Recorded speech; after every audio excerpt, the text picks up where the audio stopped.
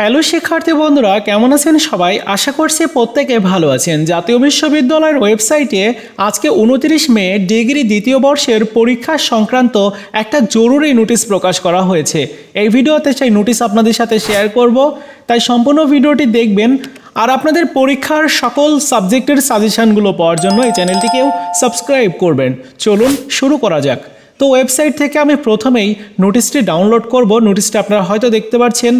আর এই নোটিশটিতে বলা হচ্ছে বিলম্ব ফিস সহ 2022 সালের ডিগ্রি পাস ও সার্টিফিকেট কোর্স দ্বিতীয় বর্ষ পরীক্ষার ফর্ম পূরণের সময় বৃদ্ধি সংক্রান্ত বিজ্ঞপ্তি।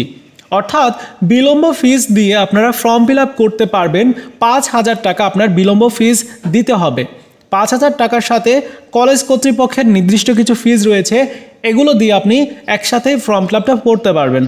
এবং আপনার নির্দিষ্ট সময় দেওয়া হয়েছে, একটু খেয়াল করবেন। 29 তারিখ মানে আজকের থেকে ফর্ম ফিল আপ শুরু হয়েছে। আর আগামী 9/6/2024 তারিখ পর্যন্ত ফর্ম ফিল আপ করা যাবে। যারা ভাবছেন যে ফর্ম ফিল আপ আপনারা করবেন না, তাদের কিন্তু তারা অনিয়মিত শিক্ষার্থী হয়ে যাবেন। কেননা ফর্ম ফিল আপ না করার কারণে আপনি কিন্তু পরীক্ষাতে অংশগ্রহণ করতে পারবেন না, ঠিক আছে? আর শিক্ষার্থীর ডাটা নিশ্চয়ন করার তারিখ হচ্ছে 10/6/2024 তারিখ থেকে 11/6/2024 তারিখের মধ্যে।